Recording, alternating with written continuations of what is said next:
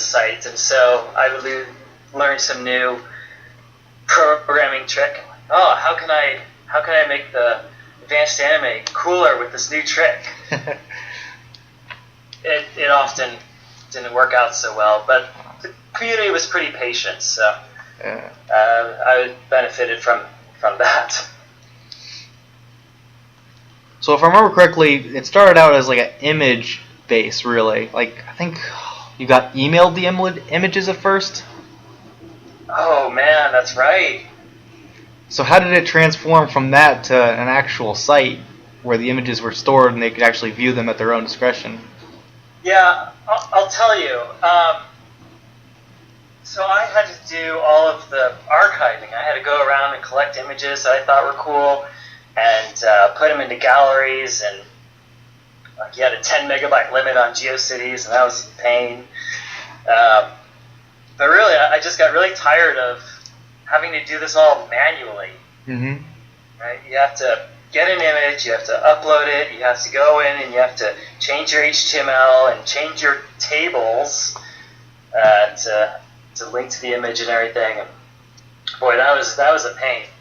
So like, there's got to be a better way to do this. And so I found some rudimentary gallery program, figured out how that worked, put it on a new server, and got that moving along. I was like, oh, this is great. I don't have to do all this. I can just upload it, and it's all basically automated. And then I'm like, wait, I could be even lazier. Like, this is all out of laziness. I just didn't want to do all this tedious stuff. I wanted to get to the good stuff. I could just have members of the site upload it. Then I don't have to upload any pictures. They can do it all on their own. and that proved popular. Yeah, it certainly did. I think a lot of people will mention that they first came to the site for the galleries. Yeah, that tends to be the case. Yeah, so certainly, it's just, yeah, back then you didn't really have very many sites posting a whole bunch. It was like generic screenshots mostly from the anime sites, so you really didn't have a lot of sites where you had a variety of images from all kinds of different sources, whether it be original work from some artist or, like obscure Japanese anime games. Right. Yeah. So it definitely was quite interesting. It served a purpose. Yeah. Alright.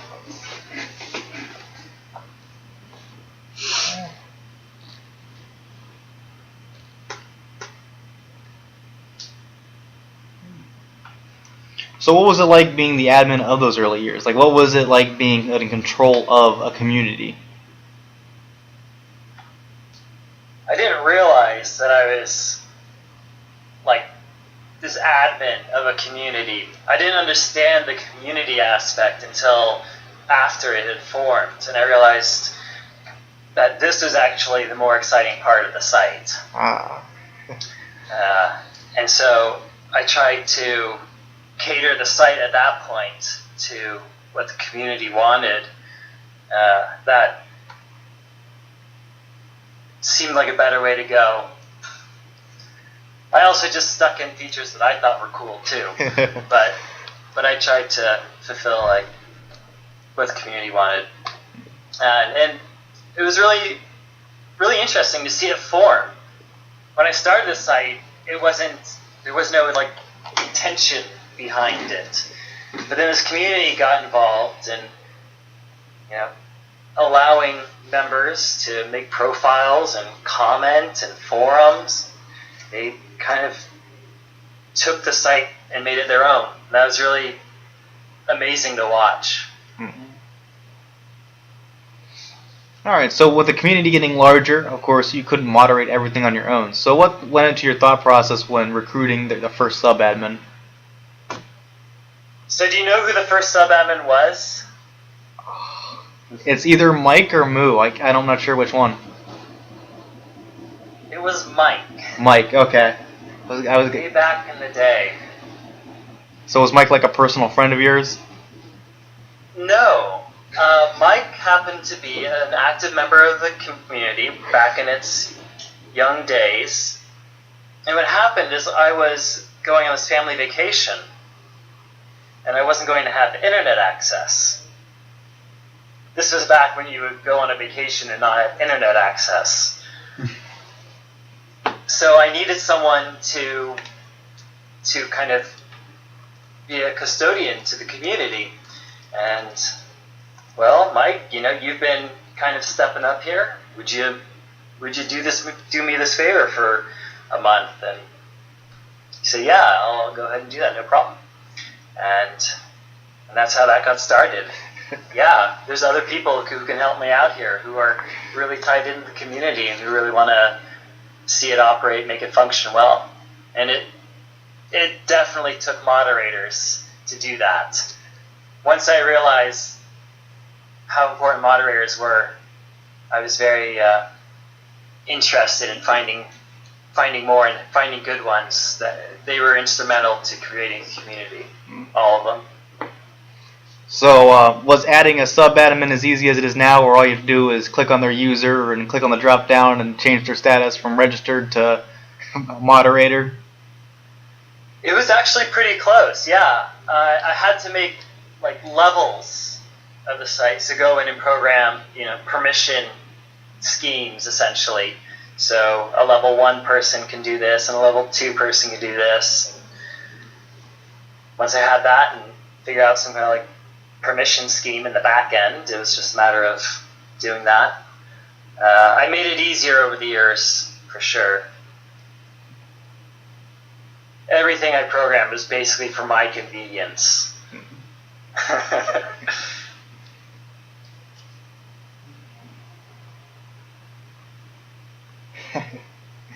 All right, so you used to have your own company called Lost Mouse, but do you still happen to do web design and web design consulting? Actually, yeah, I don't do so much design or development, but I do some. I do consulting around internet projects. It's something that it's a skill that I developed out of this developing advanced anime, and apparently it's in demand as well. The site, or the Lost Mouse, the company, was set up to kind of facilitate that stuff. So I'd help small businesses set up websites and whoever needed some work, and it was also facilitated the business aspect of advanced anime, because it took a dedicated server and it needed ads to support it and all that stuff. And I learned a lot about business very quickly, and there's definitely some things you want to be careful about when you're running a website that incurs that kind of cash flow. Mm-hmm. Definitely.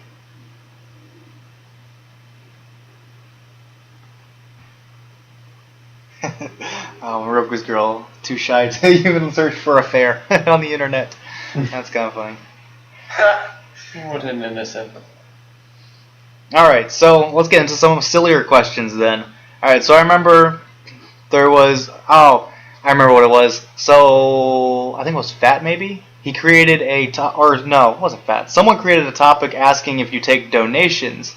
And you said you didn't really take donations, but you appreciate it, and you were going to create a beer and dance fund. So how is that coming along? I don't know. I probably had a few beers.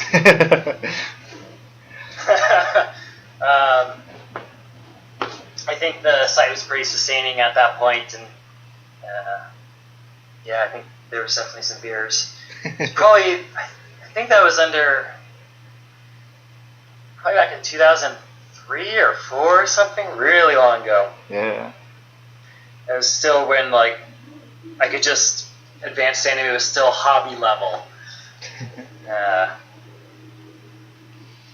The dance fund. So dancing, I'm a Lindy Hopper. I do Lindy Hop. I think that was in my profile even at some point.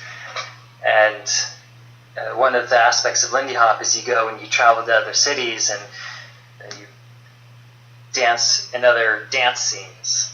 But as you might imagine, that was expensive as well, all the airfare. So I think some of the fun went to that. But there really wasn't a whole lot of that fund. I think maybe the donations added up to a couple hundred, which was cool. Which was cool to have a community that felt so strongly about the site and so appreciative that they were actually willing to donate money.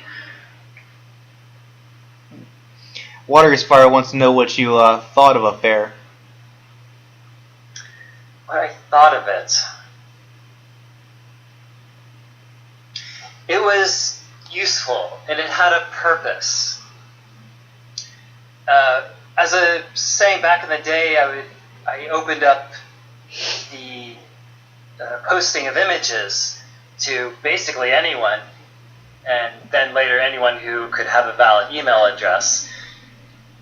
But immediately what started happening is more adult images were uploaded. I'm like, oh god, okay, I don't want to have to moderate all of this. Well, what I can do is I can essentially clone the site and have it run its own images. So everyone who wants to upload the adult stuff can have their place to do that, and then I don't have to moderate it on Advanced Anime. So that was its purpose, and I think it served that purpose well. People seemed to appreciate it, and it formed its own community. All right. Oh. Fortunately, that leads me to a serious question. Where did the umbrella theme come from? Which theme was that? The umbrella theme? It was like this girl with an umbrella. She was wearing like pink. Took up the entire sidebar. Oh. I think it was called Parisian. Parisian. That sounds familiar. I think that's what it was. I was fortunate and was able to visit Paris way back in the day, and it was a really cool experience. And so I felt inspired, I suppose, to make a new wrapper, a new theme for the site that was kind of based on that. Yeah, I think there was even the Eiffel Tower. One of the images I had taken of the Eiffel Tower back in the background there at the very top. So you photoshopped it all together, it sounds like. Oh yeah, it was a Photoshop. It was a very rough design job. I am not a designer, if you couldn't tell. The site, the Advanced Anime themes were very functional in design, and it took me a while to figure out good user interface, which is not to be taken for granted, by the way. Now remember, didn't you go to some anime conventions as well and present the website there? Yeah, there was actually some interest in that, how to run a website. I don't even remember how that all got started, but somehow I was invited to do it, run a panel or something like that. And yeah, the one was in Portland, and so I went to that. KumoriCon, I think it was. And there were even some members there. That was interesting to meet some members in person. I was like, you are not just text anymore.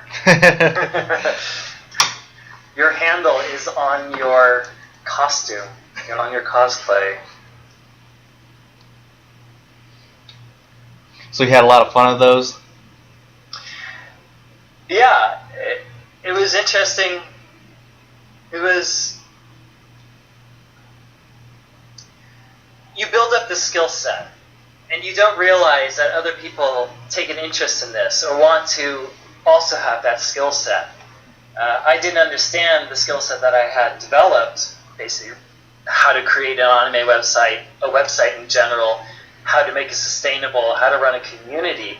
Like all these things that I had inadvertently learned through this process of running this website turned out to be very, very valuable things to learn.